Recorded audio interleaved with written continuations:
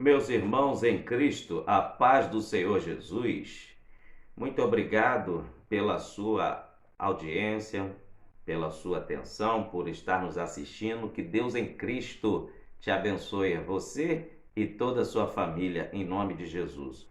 Eu trago uma palavra do coração de Deus para os nossos corações neste momento, que está registrado no livro do profeta Jeremias, capítulo de número 13, do versículo 1 até o versículo de número 11. Vamos para o que Deus tem para falar conosco através deste texto sagrado.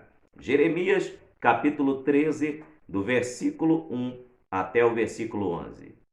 Assim me disse o Senhor: vai e compra um cinto de linho e põe-no sobre os teus lombos, mas não o metas na água. E comprei o cinto conforme a palavra do Senhor, e pus sobre os meus lombos. Então veio a palavra do Senhor a mim segunda vez, dizendo: toma o cinto que comprastes e traze sobre os teus lombos, e levanta-te e vai ao Eufrates, e esconde-o ali na fenda de uma rocha. E fui e escondi junto ao Eufrates, como o Senhor me havia ordenado. Sucedeu, pois, ao cabo de muitos dias, que me disse o Senhor: levanta-te, vai ao Eufrates e toma dali o cinto que te ordenei, que escondestes ali. E fui ao Eufrates, e cavei, e tomei o cinto do lugar onde havia escondido. E eis que o cinto tinha apodrecido, e para nada prestava. Então veio a mim a palavra do Senhor, dizendo: assim diz o Senhor, do mesmo modo farei apodrecer a soberba de Judá e a muita soberba de Jerusalém, este povo maligno, que se recusa a ouvir as minhas palavras, que caminha segundo o propósito do seu coração e anda após deuses alheios para servi-los e inclinar-se diante deles. Será tal como este cinto, para nada presta. Porque como o cinto está ligado aos lombos do homem, assim eu liguei a mim toda a casa de Israel e toda a casa de Judá, diz o Senhor, para me serem por povo e por nome, e por louvor e por glória, mas não deram ouvidos. Amém. Esta parábola, esse texto sagrado, que Deus manda o profeta Jeremias comprar o cinto e usá-lo, é a sua epígrafe da explicativa do porquê Deus ordena ao profeta Jeremias comprar este cinto, usar sem lavar, até chegar a um estágio que ficou insuportável. A epígrafe diz assim: o cativeiro é representado por um cinto de linho. Deus estava querendo dizer à nação de Israel que o castigo divino já estava a caminho, por causa da corrupção, por causa da idolatria, por causa da promiscuidade que estava dentro da nação de Israel. E é bom lembrar que Jeremias foi um homem escolhido por Deus para ser profeta em Israel. Jeremias, no capítulo 1, a Bíblia vai nos dizer que foi o próprio Deus quem o escolhe como profeta. Veja o que diz a Bíblia no capítulo 1 do profeta Jeremias, para nós entendermos a biografia do profeta. Palavra de Jeremias, filho de Uquias, dos sacerdotes que estava em Anatote, na terra de Benjamim. A ele veio a palavra do Senhor nos dias de Josias, filho de Amon, rei de Judá, no 13º ano do seu reinado.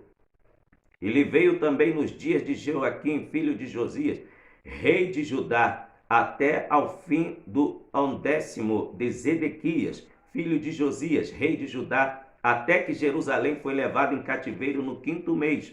Assim veio a palavra do Senhor, dizendo: antes que eu te formasse no ventre te conheci, e antes que saísse da madre te santifiquei, e as nações te dei por profeta. Deus havia tido um propósito na vida de Jeremias. Deus já havia o escolhido antes mesmo do seu nascimento. Então, eu aprendo aqui algumas lições bíblicas acerca do chamado de Deus na vida de Jeremias. Uma delas é que Deus escolheu Jeremias antes mesmo dele nascer. Deus já o havia separado. Isso fala da presciência de Deus. Ele conhece todas as coisas. Deus sabe o que aconteceu no passado, Deus sabe o que acontece hoje e Deus sabe o que acontecerá no futuro. Antes de Jeremias nascer, Deus já via Jeremias materializado em pessoa, pregando a sua palavra. Isso mesmo, Deus tinha um propósito na vida de Jeremias. Outra lição que eu aprendo: Jeremias não era do centro de Jerusalém, não era da capital israelense. Jeremias era do subúrbio. Jeremias, ele era um homem do interior. Ele era de Anatote. Anatote ficava ao norte de Jerusalém, alguns quilômetros. Isso significa que quando Deus quer usar alguém, quando Deus escolhe alguém, não importa a localidade onde você mora. Se você mora na área rurícola e Deus tem uma obra com você, é lá que ele vai te levantar. Se você mora no centro da cidade e Deus tem uma obra com você, é lá que Deus vai te levantar. Para Deus não importa a posição geográfica, o que importa é se ele te escolheu para usá-lo. E outra coisa, não importa se você é de família influente ou se não é de família influente. Se Deus tem um propósito na sua vida, ele vai realizar um grande mistério e vai realizar, assim, o seu ministério na sua vida. Por exemplo, encontramos aqui na descrição da biografia bíblica, aqui a biografia da vida do profeta Jeremias, encontramos uma das descrições que nós aprendemos que Jeremias profetizou durante o reinado de 4 reis, tá? Ele profetizou durante o reinado do rei Josias, ele profetizou durante o reinado do rei Jeoaquim, ele profetizou durante o reinado do rei Joaquim e também durante o reinado do rei Zedequias. Agora preste atenção. O rei Josias foi neto do pior rei que teve em Israel. Se você lembra do nome do rei Manassés, ele foi avô do rei Josias. Manassés foi pai do rei Amon. É bom lembrar que Manassés reinou durante 55 anos sobre a nação de Israel. E depois quem o sucedeu foi seu filho, Amon. Amon, ele reinou durante 2 anos. Vamos voltar um pouquinho e falar um pouco sobre Manassés. Manassés seguiu o caminho da idolatria de Salomão. Manassés fez aliança com o Egito, fez aliança com a Babilônia. Manassés fez aliança com as nações que Deus havia proibido de fazer. E sabe o que aconteceu? Os próprios filhos da nação de Israel começaram a cometer torpeza, começaram a se envolver com as nações cananeias. E sabe o que aconteceu? Rapidamente, o Deus de Israel quase é totalmente esquecido pela nação, por causa do pecado da prostituição, da idolatria, por causa do pecado de assassinato, do furto, por causa de vários pecados que a nação estava cometendo. Os próprios sacerdotes se contaminaram na época, porque da onde era para vir um exemplo não estava vindo. Agora deixa eu te dizer algo aqui. Por causa do ímpio rei Manassés, que no final se arrependeu, mas ele não aboliu a idolatria da nação de Israel. Quando Manassés morre, quem sucede Manassés? O seu filho Amon. Amon então dá sequência com toda a força dos pecados que o seu pai havia introduzido na nação de Israel.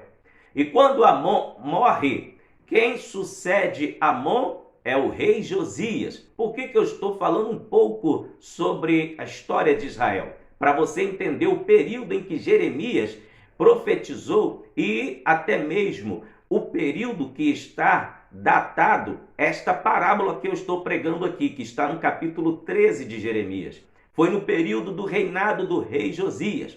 Quando Josias começa a reinar, ele estava com 8 anos de idade.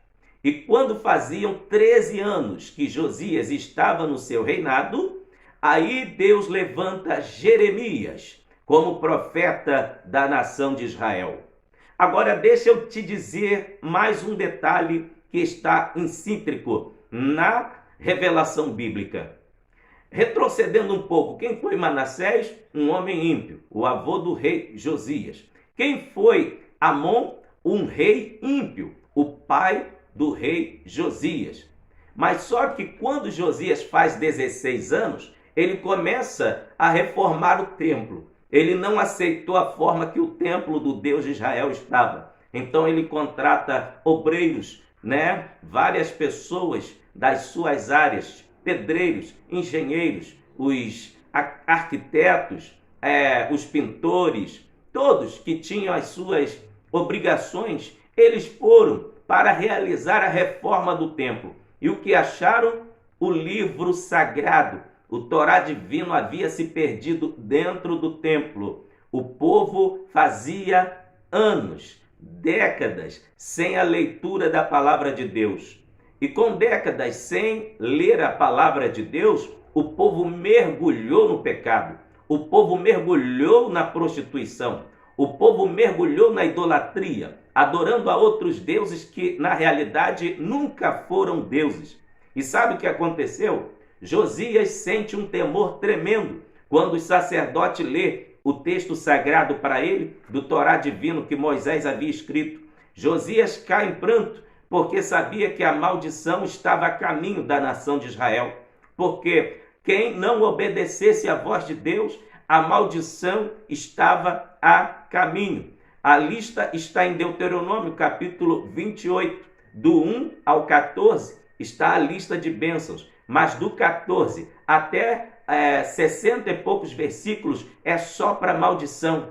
Olha, e aquelas maldições já estavam vindo em direção a Israel.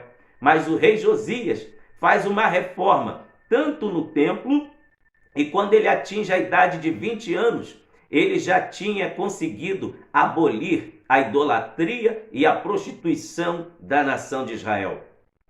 Vejamos que Deus então levanta a profetisa Hulda em Jerusalém e manda dizer para o rei Josias que Deus não deixaria a nação passar por aquele período de maldição por causa dos seus pecados. Deus gostou da reforma que o rei Josias realizou em Israel. Josias lutou contra o pecado. Josias mandou destruir tudo que era imagem, tudo que foi feito para os deuses do panteão cananeu, os deuses egípcios, as mulheres que Salomão havia se casado séculos antes. Existia ainda em Israel, nas montanhas, lugares sagrados, consagrados para os deuses das mulheres de Salomão. Quando chega na época do reinado de Josias, ele manda destruir tudo. Ele manda destruir tudo. Até os ossos dos sacerdotes ímpios, dos sacerdotes corruptos, que estavam no vale de Rinom. Ele mandou pegar os ossos, queimar os ossos, e a cinza dos ossos ele espalhou nos templos dos deuses pagãos. Era a maior forma de profanação e de contaminar um lugar. Quando o rei Josias mandou fazer isto, foi porque ele estava querendo dizer que nunca mais, naqueles lugares onde foram contaminados com o pó dos ossos dos sacerdotes ímpios, nunca mais se realizaria um culto em adoração a uma divindade pagã. Foi tudo profanado. E Deus se agradou da atitude de Josias. Quando Josias, então, ele aboliu a idolatria, Deus então se agrada do que aconteceu. E Deus usa a profetisa Hulda dizendo que enquanto Josias estivesse reinando, o povo ia ficar em paz.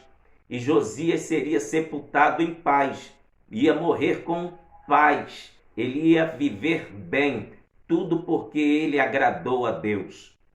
Então, durante esse período né? É durante este cenário político e religioso que Jeremias começa a profetizar. Mas quando o profeta profetiza e também ele escreve aqui esta parábola que Deus manda ele comprar o cinto e representava a nação de Israel, era Deus mostrando que Israel ia passar pelo cativeiro por causa dos seus pecados. Porque quando o rei Josias morreu, entrou então o rei Jeoaquim, que fez aliança com o Egito, com as outras nações, e o que aconteceu? O pecado voltou a brotar na nação de Israel. Aí, como Deus não tem pacto com o pecado, você sabe, né? A repreensão já começou a vir para a nação de Israel. Então encontramos que no capítulo 13, Deus manda o profeta comprar um cinto de linho, e este cinto, segundo o contexto histórico, era de cor branca. Sabemos que eram somente as pessoas da classe alta que usavam cinto, e também sacerdotes. Então, quando Deus manda Jeremias comprar aquele cinto, ele manda colocar e usar até chegar ao ponto de não dar mais para usar. O cinto era branco. E Deus falou com o profeta: use ele sem lavar, diariamente. Use. Chegou a um ponto que o profeta não conseguiu mais usar aquele cinto, porque desbotou a sua cor. A sua cor original ficou descaracterizada. Então, e juntando o mau cheiro e juntando a descaracterização da cor daquele cinto, o profeta falou: não dá mais para usar. Aí Deus fala para ele: então vai lá, próximo ao rio Eufrates, pega o cinto e enterra debaixo das rochas, próximo às águas do rio Eufrates. E quando Jeremias caminha em direção ao Eufrates, chega lá, ele enterra o cinto. Passado longos dias, período este que Jeremias andou sem o cinto novamente, veio a palavra do Senhor a Jeremias dizendo: Jeremias, volta lá onde eu mandei você enterrar o cinto, pega o cinto novamente e vai e observa o cinto. Jeremias caminha novamente até o Eufrates, na localização onde ele havia enterrado o cinto, pega o cinto de volta, mas não dava para usar, porque o cinto estava desmanchando, havia apodrecido, estava totalmente desmanchando. E Deus então fala para o profeta: assim eu vou fazer com a nação de Israel. Eu vou abater a soberba e o orgulho da nação de Israel, porque abandonaram a minha palavra e porque também me deixaram e se curvaram diante de outros deuses. Vou eu abater a nação de Israel. Então, lendo esse texto sagrado, o Espírito Santo trouxe ao meu coração algumas revelações. O que eu aprendo aqui, uma das primeiras lições, é que no capítulo 13, quando Deus manda Jeremias comprar o cinto, ele vai sem questioná-lo. A primeira lição que eu aprendo é que quem é guiado por Deus, quem é usado por Deus, quem é levantado por Deus, nunca deve questioná-lo, mas deve sempre obedecê-lo e fazer a sua vontade e cumprir o ID. Deus fala com Jeremias: compre um cinto de linho e use. Jeremias obedece a Deus e começa a usar aquele cinto. Sabe, muitas das bênçãos acontecem na nossa vida, mas por causa da nossa obediência. Se obedecermos a Deus, comeremos o melhor dessa terra. Se obedecermos a Deus, as portas celestiais sempre estarão abertas para nós. Então, outra lição que eu aprendo aqui: qual era a finalidade do cinto? Vejamos no versículo 11: porque como o cinto está ligado aos lombos do homem, assim eu me liguei a toda a casa de Israel e a toda Judá. Deus estava mostrando para Jeremias que enquanto ele usava aquele cinto atrelaçado à sua cintura, estava simbolizando a união de Deus com Israel. Deus chamou a nação de Israel para andar grudada nele, para andar com ele, para andar ligada com ele, assim como aquele cinto estava ligado à cintura do profeta Jeremias.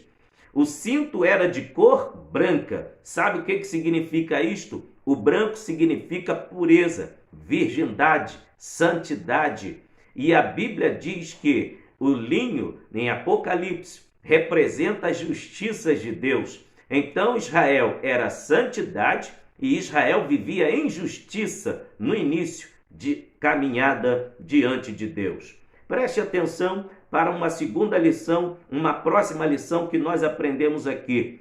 A cor branca relembra os israelitas o caráter santo que deviam apresentar como nação santa diante de Deus. Veja o que está em Êxodo, capítulo 19, versículo 6. E vós me sereis reino sacerdotal e povo santo. Estas são as palavras que falarás aos filhos de Israel. O propósito divino era que, através de Israel, o Deus de Israel, o Senhor Criador do universo, dos céus e da terra, fosse conhecido mundialmente a partir da pregação da nação de Israel. Mas veja o que discorre o texto sagrado, enquanto nós vamos aprendendo as lições sobre o cinto de linho que Jeremias usou. Agora veja a próxima lição, está no versículo 2. E comprei o cinto conforme a palavra do Senhor e pus sobre os meus lombos. Preste atenção em um detalhe aqui. Quando o profeta obedece a Deus e ele compra o cinto de linho e põe sobre os seus lombos, aquele cinto passou a ser propriedade do profeta. Com este ato, com esta ação de Jeremias, Deus estava dizendo: assim, Jeremias, como você comprou este cinto, eu também comprei a nação de Israel para mim. A palavra remidor, no original grego, significa aquele que compra e tira do mercado de escravo. Aquele que compra e tira do mercado de escravo. Deus remiu a nação de Israel, tirou das garras de Faraó. O fato está registrado em Isaías, capítulo 43. Veja o que a Bíblia vai nos dizer. Mas agora sim diz o Senhor que te criou, ó Jacó, e que te formou, ó Israel. Não temas, porque eu te remi, chamei-te pelo teu nome e tu és meu. Olha que coisa interessante. Além de Deus comprar a nação de Israel para ele, Deus remiu a nação de Israel, ou seja, deu dignidade para a nação de Israel. A nação de Israel passou a ter um nome, porque até então eles eram os hebreus, escravos de Faraó. Mas agora, quando sai do Egito, eles passam a ser a nação escolhida de Deus, o povo adquirido por Deus. Foi Deus que os tirou das garras de Faraó. Glorificado seja o nome do Senhor Jesus. Glória a Deus. Agora veja o que o apóstolo Paulo escreve também em 1 Coríntios, capítulo 7, versículo de número 23. Nós também fomos comprados por Deus, irmãos. Você é comprado por Deus. Olha o que diz aqui 1 Coríntios, capítulo 7, versículo 23. Fostes comprados por bom preço. Não vos façais servo dos homens. Nós, eu, você, fomos comprados pelo sangue de Jesus Cristo. Isso mesmo. Vamos conferir o que está registrado em 1 Pedro, capítulo de número 1, versículo de número 18 e o versículo de número 19. Diz assim: sabendo que não foi com coisas corruptíveis, como prata ou ouro, que fostes resgatados da vossa vã maneira de viver, que por tradição recebeste dos vossos pais, mas com o precioso sangue de Cristo, como de um cordeiro imaculado e incontaminado. Oh, glória a Deus! Fomos comprados pelo sangue de Jesus. Sabe o que significa isto? Eu tenho um dono. Eu não faço mais as minhas vontades. Eu não sigo mais o meu querer. Eu faço a vontade do Pai. Você tem um dono. Você não faz mais o que você quer. Você faz a vontade do Pai. Aquele que é comprado pelo sangue de Jesus, ele vive a vontade de Deus, mas não anda mais segundo a sua própria vontade, porque o próprio Espírito Santo introduz em nós a vontade de Deus, o desejo de obedecermos a Deus, a alegria em fazermos a obra de Deus. Mas, veja, Israel então passou a ser propriedade de Deus, assim como o cinto era propriedade exclusiva do profeta Jeremias. Outra lição que eu aprendo no capítulo 13 de Jeremias: assim como o cinto aumenta a resistência, dando estabilidade, fixando a roupa no corpo de quem o usa, assim também Deus queria que Israel, proclamando as verdades de Deus, fosse a instabilidade mundial.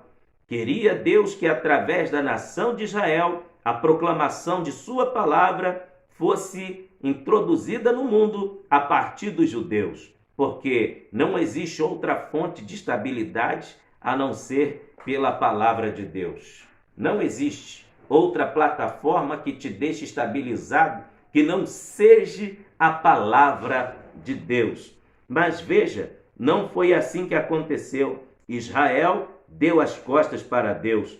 Outra lição que eu aprendo com o cinto: o cinto era também parte ornamental das vestes sacerdotais. Veja qual era o propósito de Deus nas indumentárias sacerdotais. Nós vamos apresentar aqui em Êxodo capítulo 28 qual era o propósito de cada peça indumentária dos sacerdotes. Êxodo 28, verso 40, diz assim: também farás túnicas aos filhos de Arão, e far-lhe-ás cinto, também lhes farás tiara, para glória e ornamento. Deus queria que aquele cinto que estava no corpo do profeta Jeremias fosse parte para a glorificação de Deus, assim como que Deus queria que o comportamento diário de Israel fosse para a glória e honra do seu nome. Deus projetou para Israel carregar o nome dele, transportar a glória dele, assim como a peça ornamental do sacerdote era para o louvor e glória, assim como este cinto está representando nesta parábola do capítulo 13 a nação de Israel. Deus queria que Israel, com responsabilidade, transportasse a sua glória para todo o universo, para todas as humanidades, para todas as nações, mas não foi assim que aconteceu. No decorrer dessa parábola, nós vamos aprendendo várias lições. Agora veja que no capítulo 13 de Jeremias, Jeremias usou tanto cinto, que ele perdeu a sua característica. O cinto de branco foi ficando encardido, e de encardido foi ficando sujo.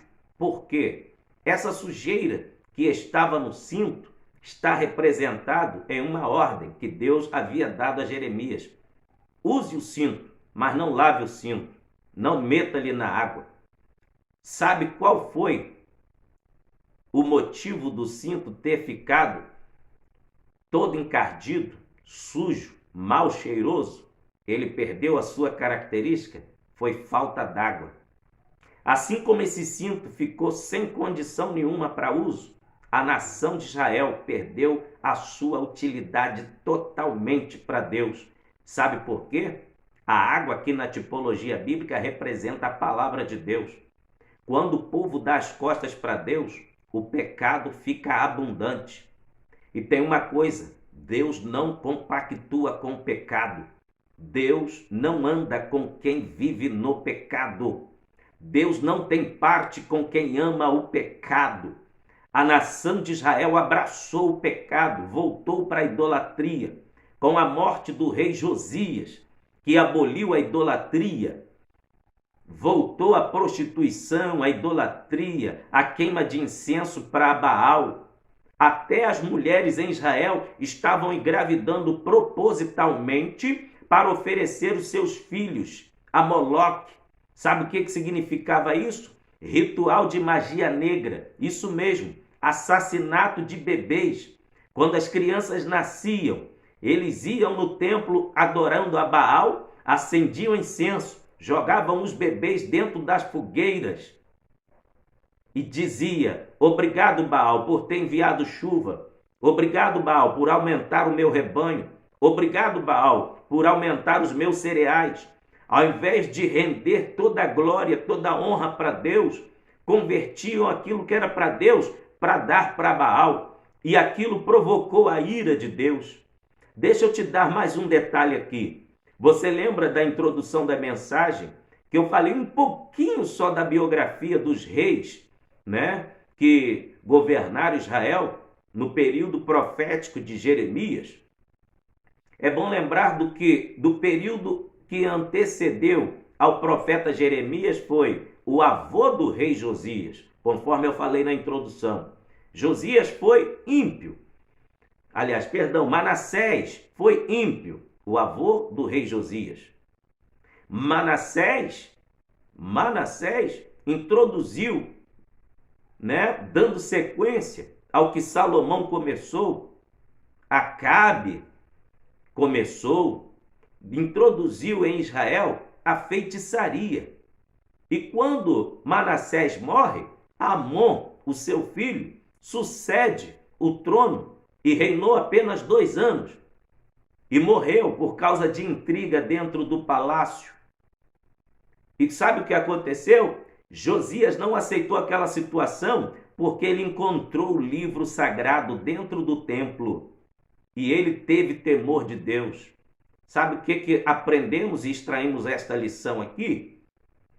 É que não importa de quem você é neto, não importa de quem você é filho, se teu avô foi algo que não tinha parte com Deus, não importa. Se você aceitou a Cristo Jesus, a maldição foi quebrada. Se teu pai pertencia a algo que não tem parte com Deus, se você aceitou a Cristo como Salvador de coração, a maldição foi quebrada. Não importa o passado. Aleluia. Tem gente que diz: mas o pai foi assim, o filho vai ser. Nada disso. Quem escreve uma nova história é Deus. Quem escreve um novo curso para a nossa vida é Deus. Aleluia. E toda maldição é quebrada no ato que, quando aceitamos a Cristo como Salvador. Se assim você crê, você que está me assistindo, não repousa mais maldição sobre a tua vida, porque você já aceitou a Cristo como Salvador. Não importa quem foi o seu tataravô, não importa quem foi o seu bisavô, não importa quem foi seu avô, não importa o que o teu pai e tua mãe fizeram no passado. Se você aceitou a Cristo como Salvador, a maldição já foi quebrada. Veja que Deus prometeu através dos lábios da profetisa Hulda para o rei Josias: você, por causa disto, vai ter paz e abundância na sua vida enquanto você viver, e você vai ser sepultado com paz. E assim sucedeu durante o reinado de Josias e na vida de Josias. Então, o que eu aprendo aqui é que o povo começou a viver sem temor de Deus. O povo ficou como aquele cinto, abraçou a idolatria, perdeu a sua característica. O cinto ficou descaracterizado a tal ponto que não dava para Jeremias usar mais. E Deus dá uma ordem a Jeremias: vai lá, enterra o cinto. Foi isto que aconteceu. Olha o que diz no capítulo 2 de Jeremias, no versículo 1 ao 3, Deus trazendo à memória do povo como eles eram santos diante da sua presença. Vai e clama aos ouvidos de Jerusalém, dizendo: assim diz o Senhor, lembro-me de ti, da beneficência da tua mocidade e do amor dos teus desposórios, quando andavas após mim no deserto, numa terra que se não semeava. Então Israel era santidade para o Senhor, e eram as primícias da sua novidade. Todos os que o devoravam eram tidos por culpados. O mal vinha sobre eles, diz o Senhor. Veja como Deus usa o profeta Jeremias aqui para lembrar a nação de Israel de quando que Israel era abençoado 100%, quando ele era totalmente dependente de Deus. Antes de adentrarem com seus pés na cidade e na terra prometida, na Canaã, eles eram totalmente dependentes de Deus, porque caminharam 40 anos no deserto. Olha quanta bênção que Deus fez acontecer no deserto. Eles caminharam, o sapato nunca se gastou. Imagina, irmão, você comprar um sapato, ou você, irmã, comprar uma sandália, usar durante 40 anos e nunca se gastar, nunca se desgastar, nunca se deteriorar. Usar uma roupa durante 40 anos, debaixo de sol quente e de noite aquele ar gelado, e nunca se dissolver a sua roupa, é só um milagre de Deus. E outra, como que o povo se alimentava se estava no deserto? No deserto não dá para plantar nada, porque só tem areia. Mas Deus fazia chover comida toda manhã, descia maná do céu. Aleluia!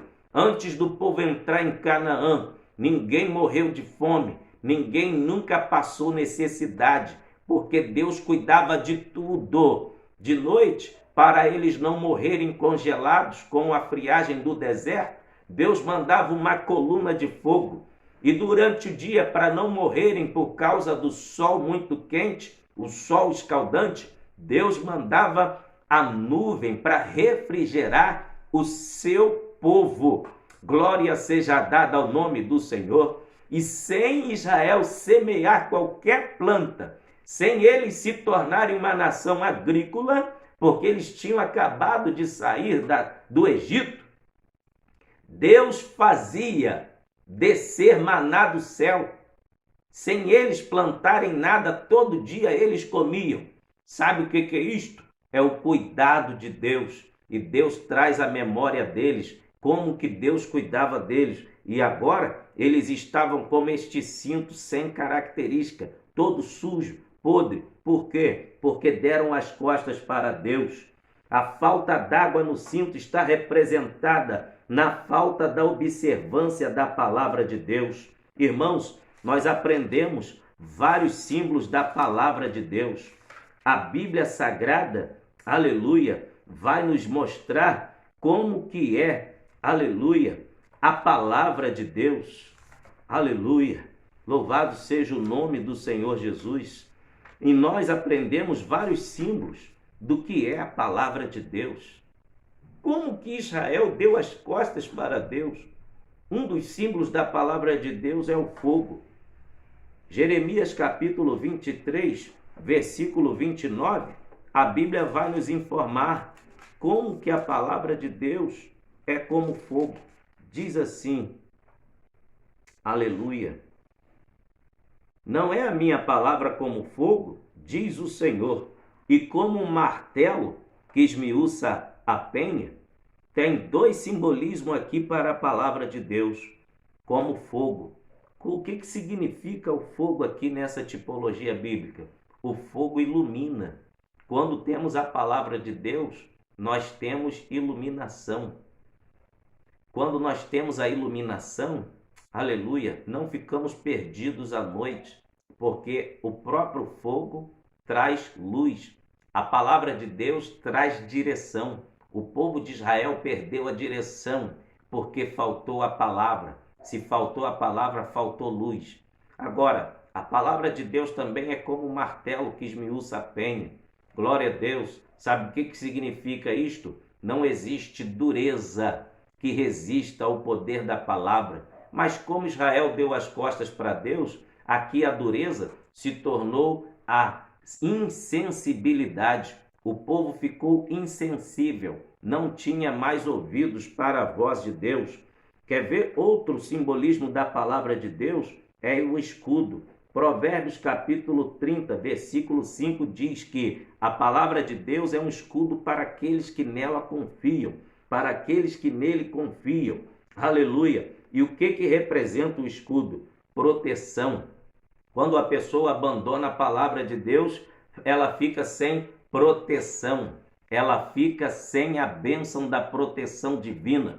Tanto é que o Salmo 91, ele diz que a bênção do Senhor é condicional, não é para todos, é só para quem está. Olha só, aquele que habita no esconderijo do Altíssimo, à sombra do Onipotente descansará. É condicional, irmãos. Tem muita gente aí dizendo que é de Deus, que está com a bênção de Deus, mas está servindo a Deus? Está fazendo a vontade de Deus? Porque nem todo aquele que diz que está com Deus, Deus está com ele. Tem que ter o procedimento da obediência para Deus estar com você, para Deus estar conosco. Outro símbolo da palavra de Deus é a espada. Efésios capítulo 6 e o versículo 17. A espada do Espírito.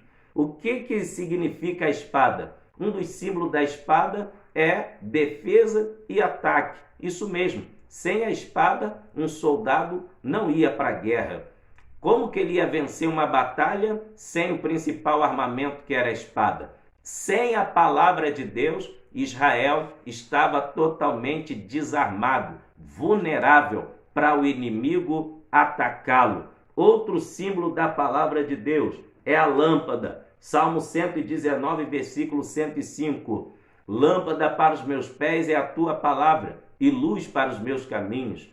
Como eu expliquei na simbologia que a palavra de Deus é como fogo, também é lâmpada. Lâmpada é iluminação, mas como fogo também tem várias simbologias. Além de iluminar, ela aquece. Aleluia! No frio, não tem coisa melhor do que você estar aquecido. A palavra de Deus é o aconchego necessário nas horas mais difíceis em que enfrentamos. Quando Israel abandona a palavra de Deus, ele perde o aconchego celestial, ele perde o carinho, o afago de Jeová sobre sua vida. Aleluia! Agora, outra característica da palavra de Deus, espelho, está em Tiago, capítulo 1, versículo 23 e 24. Qual é a finalidade do espelho? É você se enxergar e ver como você está na própria realidade. Quando Israel abandona Deus, ele perde a sua característica, como este cinto perdeu. Por quê? O cinto de branco ficou totalmente sujo, encardido, sem condição nenhuma para uso. E o espelho aqui, qualquer cidadão tem um espelho dentro de casa, porque antes de sair, todo mundo tem que se olhar no espelho, ver qual é a sua verdadeira realidade. O espelho nunca mente para ninguém. Ele vai dizer para você como você está e quem você é. O seu espelho não tem condição de mudar a cor da sua pele. O seu espelho não tem condição de mudar a sua fisionomia. Ele vai mostrar você do jeito que você é. E a palavra de Deus é o espelho que nos mostra como que nós estamos diante de Deus. Se é para continuarmos da forma que estamos ou se tem algo em nós para nos consertarmos. Aleluia! E Israel, abandonando a Deus, dando as costas para Deus, perdeu totalmente a sensibilidade de entender quando ele está errado, tem que dar um passo atrás, voltar para o altar da humilhação, se humilhar e se consertar diante de Deus. Aleluia! Outra coisa, a palavra também está simbolizada no alimento. Por quê? O pão. Jesus disse, eu sou o pão vivo que desceu do céu. O pão é um dos alimentos que existe há mais de 5.000 anos. É um dos alimentos que tem mais índice de nutriente. Quantos que estão desnutridos porque dão as costas para a palavra de Deus? Israel desnutriu-se espiritualmente porque deu as costas para Deus. Também um dos simbolismos da palavra de Deus é a água. Efésios capítulo 5, versículo 26, Paulo diz que a igreja tem que estar purificada com a lavagem da água pela palavra. É a água que purifica, é a água que hidrata, é a água que é a principal virtude da vida. Sem a água, nenhum ser humano sobrevive. Preste atenção, quando Israel dá as costas para Deus, dá as costas para a palavra de Deus, ele perde todas essas bênçãos. E tem mais outras tipologias aqui da palavra, só que o tempo não permite ditar todas, só ditei algumas para você ter uma noção de que tipo de bênção Israel se privou quando deu as costas para Deus. Que coisa triste que aconteceu, não é verdade? Mas a escolha de cada um é que vai determinar os frutos a serem colhidos. Israel andou após outros deuses. Agora, observe o livro de Jeremias, capítulo de número 2, versículo 4 ao 9. Quando Israel estava mergulhado no pecado, olha o que Deus usa o profeta Jeremias no capítulo 2, do versículo 4 ao 9. Ouvi a palavra do Senhor, ó casa de Jacó, e todas as famílias da casa de Israel. Assim diz o Senhor, que injustiça acharam vossos pais em mim, para se afastarem de mim, indo após a vaidade e tornando-se levianos, e não disseram: onde está o Senhor, que nos fez subir da terra do Egito, que nos guiou através do deserto por uma terra de ermos e de covas, por uma terra de sequidão e sombra de morte, por uma terra em que ninguém transitava e na qual não morava homem algum. E eu vos introduzi numa terra fértil, para comerdes o seu fruto e o seu bem, mas quando nelas entrastes, contaminastes a minha terra, e da minha herança fizestes uma abominação. Os sacerdotes não disseram: onde está o Senhor? E os que tratavam da lei não conheceram os pastores, prevaricaram contra mim, os profetas profetizaram por Baal e andaram após o que é de nenhum proveito. Portanto, ainda pleitearei convosco, diz o Senhor, e até com os filhos de vossos filhos pleitearei. Deus aqui, nessa passagem bíblica, promete que aquela geração experimentaria o cativeiro e também após aquela geração, ou seja, os filhos daqueles estariam nascendo no cativeiro e experimentariam o que é o peso da mão de Deus por causa da desobediência. Encontramos aqui no versículo 7 que Deus está dizendo, no capítulo 2, versículo 7 de Jeremias, que o povo deu mais valor à bênção do que o abençoador. Quando o povo foi introduzido na terra que manava leite e mel, o povo deu as costas para Deus. Não foi grato. Quantos que estão na casa de Deus dá mais valor à bênção que recebe do que ao próprio Deus? E isto atrai uma sequência de maldição. Agora veja outro tipo de pecado que Israel estava cometendo, e já estamos partindo para o final da mensagem. Olha o outro tipo de pecado que Israel estava cometendo, tá? E na figura do cinto que Jeremias usou, está a tipologia. Veja, Jeremias capítulo 7, versículo 1 ao versículo 4. A palavra que foi dita a Jeremias pelo Senhor, dizendo: põe-te à porta da casa do Senhor e proclama ali esta palavra, e dize: ouvi a palavra do Senhor, todos de Judá, vós os que entrais por estas portas, para adorardes ao Senhor. Assim diz o Senhor dos Exércitos, o Deus de Israel: melhorai os vossos caminhos e as vossas obras, e vos farei habitar neste lugar. E vós não fieis em palavras falsas, dizendo: templo do Senhor é do Senhor este. Sabe o que Deus estava falando através do seu servo nesta passagem bíblica? É que o povo estava achando que uma vida de religiosidade tinha concordância com santidade. Não tem nada a ver. Uma coisa é você ser religioso, pertencer à religião. Agora, viver a santidade que Deus exige é totalmente diferente. Aqui Israel estava apenas marcando um cartão de ponto, como um funcionário que vai para a empresa. Vou dar um exemplo aqui. O horário dele entrar na empresa e começar a receber, o seu horário é de 7 da manhã até as 5 da tarde.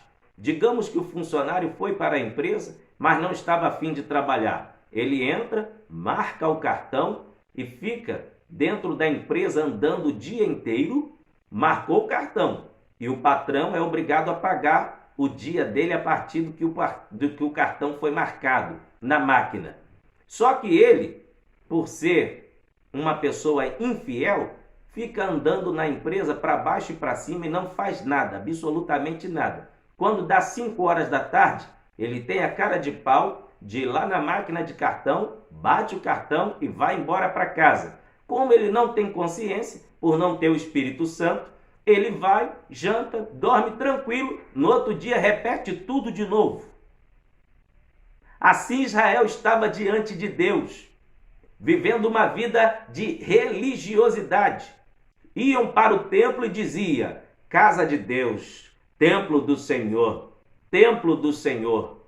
Mas quando saía dali, ia para o templo de Baal, adorar Baal, queimar incenso para Baal. Quando saíam dali, sabe o que eles iam fazer? Se prostituir com as prostitutas de Baal. Quando saíam dali, sabe o que eles iam fazer? Iam matar crianças. Ofereciam os bebês recém-nascidos no altar de fogo para Baal. E Deus estava irado com o seu povo. Isto mesmo, esse tipo de pecado que Israel estava cometendo. Agora, um detalhe aqui. Como que você hoje, que está me assistindo, esteja pensando: meu Deus, como que hoje alguém tem coragem de fazer isso? Passar o filho pelo fogo. Eu não teria coragem de fazer, mas muitos fazem espiritualmente. É quando você começa a fazer a vontade dos seus filhos, de não ir para a igreja.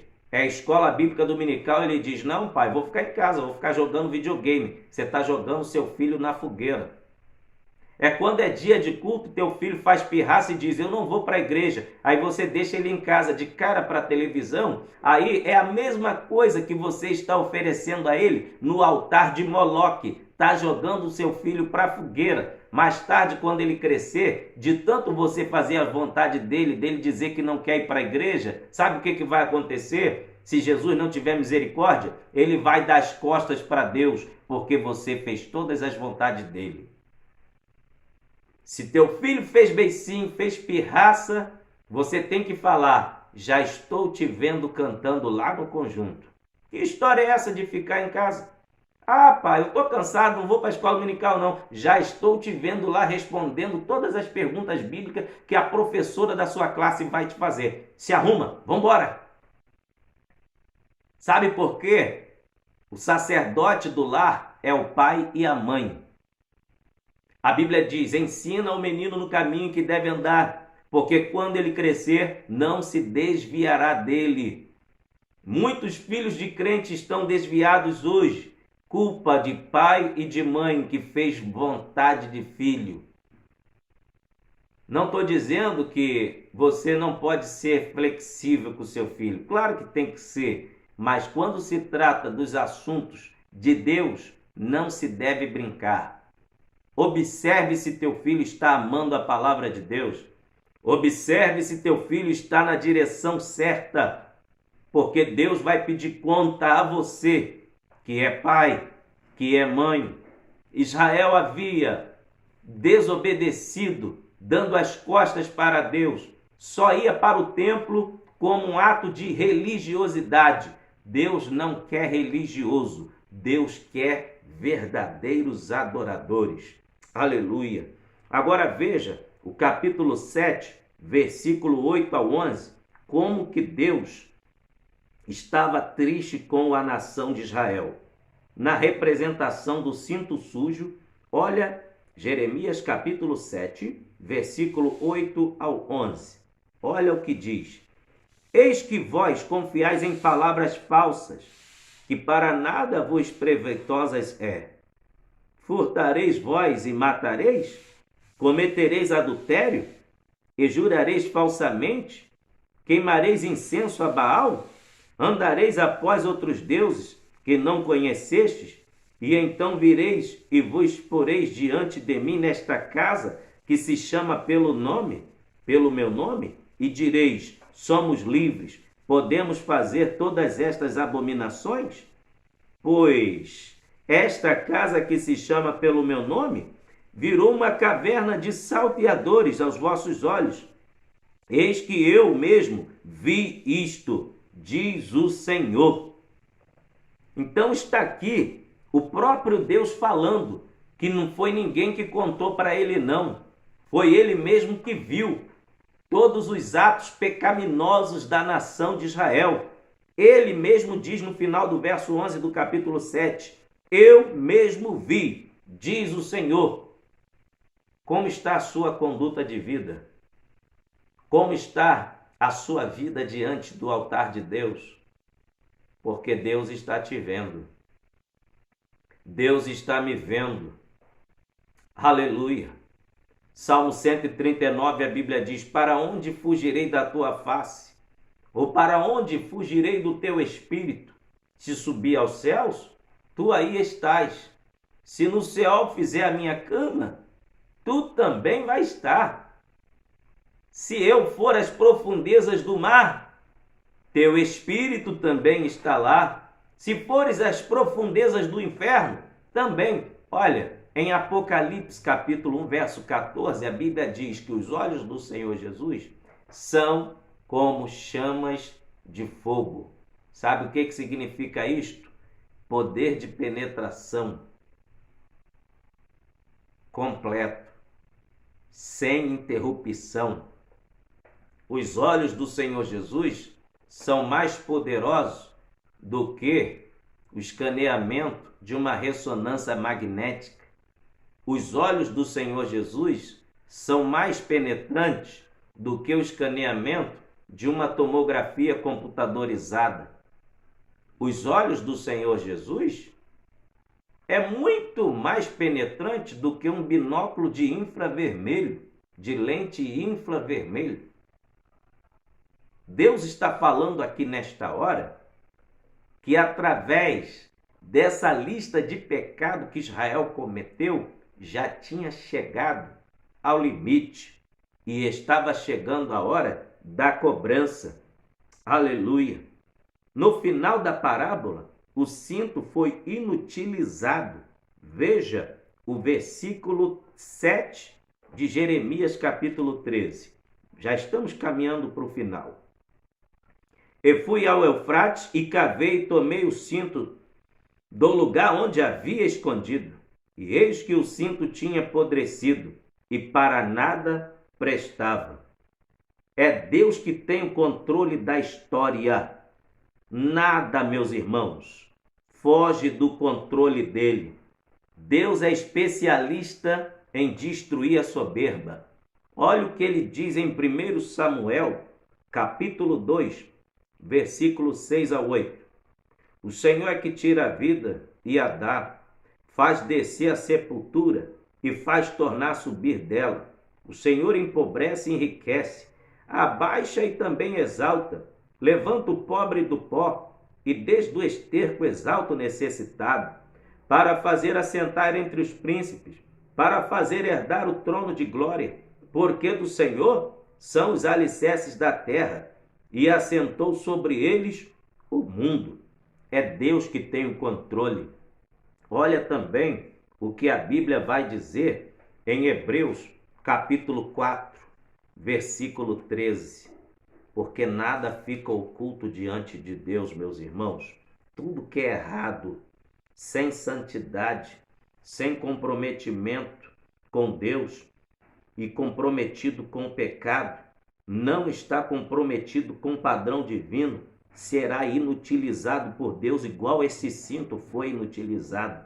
Sabe por quê? Os olhos do Senhor são como chamas de fogo. Olha o que diz Hebreus 4,13. e não há criatura alguma encoberta diante dele. Antes, todas as coisas estão nuas e patentes aos olhos daquele com quem temos de dar conta. Em outra tradução, aos olhos daquele com quem temos de tratar. Aleluia! Finalizamos então esta mensagem e eu caminho para o final dizendo que, nesta parábola, tratando-se do rio Eufrates, onde o cinto foi enterrado, segundo a topografia bíblica, que é a matéria da geografia, que nos mostra os dois braços do Eufrates desemboca no rio Quebar. Então, à luz da revelação bíblica, quando Deus manda Jeremias enterrar o cinto no Eufrates, era uma sinalização de onde viria a invasão do exército de Nabucodonosor, por aquele endereço, e onde foi de fato que aconteceu. Israel caminhou milhas de quilômetros, sendo levado cativo para a Babilônia, e lá passou 70 anos no cativeiro. De livre voltou a ser escravo por causa da desobediência. Então, eu aprendo com esta parábola que Deus abate o soberbo. Deus trata com tratamento de choque aquele que dá as costas para a sua palavra, porque está registrado na Bíblia Sagrada que Israel era o povo de Deus, e aquele que é de Deus não pode dar as costas para a obra de Deus. Agora, tratando-se no ângulo espiritual, quem é o Israel de Deus hoje? Sou eu e você. Gálatas capítulo 3, versículo 7 vai dizer: todo aquele que aceita Cristo pela fé se torna filho de Abraão. Então eu e você somos o Israel de Deus. Como que está a nossa característica diante de Deus? É uma mensagem reflexiva. É uma mensagem para nós pensarmos, raciocinarmos como está o nosso relacionamento com Deus. Aleluia! Como é que está o nosso relacionamento com Deus? Glorificado seja o nome do Senhor. A Bíblia afirma que os que são de Deus são diferentes. Deus chamou a nação de Israel para ser diferente. Malaquias capítulo 3, versículo 18, a Bíblia vai dizer: então outra vez vereis a diferença entre o ímpio e o justo, entre o que serve a Deus e o que não serve. Não dê as costas para a palavra de Deus. Ame a palavra de Deus. Obedeça a palavra de Deus. E para finalizar, em Mateus, capítulo de número 5, a Bíblia vai dizer qual é a finalidade do servo do Senhor neste mundo. Deus nos chamou para fazermos a diferença. Mateus capítulo 5, versículo 13 ao 16. Vós sois o sal da terra, e se o sal for insípido, com que há de salgar? Para nada mais presta, senão para se lançar fora e ser pisado pelos homens. Vós sois a luz do mundo. Não se pode esconder uma cidade edificada sobre um monte, nem se acende a candeia e se coloca debaixo do alqueire, mas no velador, e dá luz a todos que estão na casa. Assim resplandeça a vossa luz diante dos homens, para que vejam as vossas boas obras e glorifiquem o vosso Pai que está nos céus. Amém. Finalizando esta palavra, eu li esta passagem do Novo Testamento para sincronizar com a parábola do cinto. Qual é a finalidade do cinto? Era estar limpo. Ele perdeu a característica porque nunca foi lavado. Qual era a finalidade do cinto? Está atrelado à cintura. Assim como o cinto estava atrelado à cintura, Deus chamou Israel para viver em intimidade com ele. Mas só que o cinto perdeu a sua utilidade, por causa da sujeira. Qual é a utilidade do sal que Jesus está falando aqui? É dar tempero, dar sabor aos alimentos. Se o sal perder a sua salinidade, ele não presta para nada. Só vai servir de aterro. E o que é o aterro? Algo que só serve para as pessoas passar por cima. Fala de humilhação. Aquele que tem um chamado por Deus e não desenvolve o chamado que Deus lhe confiou, vai ser humilhado, vai ser pisado. Isso mesmo. O sal, quando perde a sua salinidade, ele fica dessalinizado, ele só serve para uma coisa, para aterro. E Deus não te chamou para ser pisado por ninguém. Comece a salgar, comece a dar tempero, comece a dar sabor na vida de outras pessoas. Qual é a finalidade do sal na comida? Dar um bom tempero para que a pessoa faça uma boa degustação. E qual é a finalidade do sal no nosso físico? Provoca sede. Quando comemos comida salgada, o nosso rim trabalha de tal forma que temos sede e manda a mensagem para o nosso cérebro, e aí nós vamos aonde? Na geladeira buscar água para beber, porque estamos com sede. As pessoas que vê Jesus na minha e na sua vida têm que sentir essa sede de ter o mesmo Jesus que eu tenho e que você tem. As pessoas, ao ver o nosso comportamento como sal de Deus aqui na terra, têm que dizer assim: eu preciso ser diferente, igual o pastor Márcio Gomes. Eu preciso ser diferente igual aquela irmã. Eu preciso ser diferente igual aquele irmão. Eu preciso ser um crente. E qual é a finalidade da luz? A luz foi feita para iluminar. Porque se a luz não acender, qual é a finalidade dela? Então, a luz não foi feita para ficar no lugar baixo. Jesus disse: não se acende a candeia e coloca debaixo da mesa. Tá? Jesus disse: não se acende a candeia e se coloca debaixo do alqueire, ou seja, da mesa, mas no velador, e dá luz a todos que estão na casa. O velador, ou seja, lugar alto. Você dentro da tua casa pode ver qual é a posição e qual o local que você coloca o bocal da lâmpada. No teto. Por quê? De lá de cima ilumina tudo. E qual é a posição que a igreja está espiritualmente? Nos altos, nos lugares mais altos. Por quê? É através do testemunho, do comportamento, das atitudes do povo de Deus que entra os bons costumes na sociedade.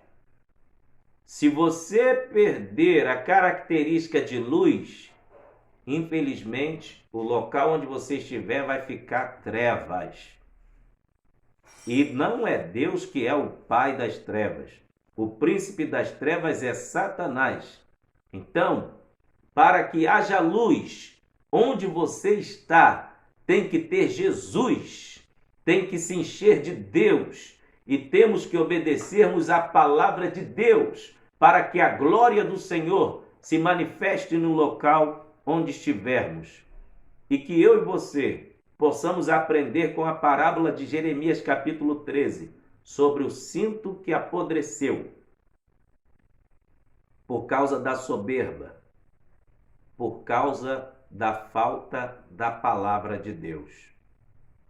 Esses pecados que aconteceram através da nação de Israel foi porque não ouviram a palavra de Deus, ficaram soberbos e deram as costas para Deus.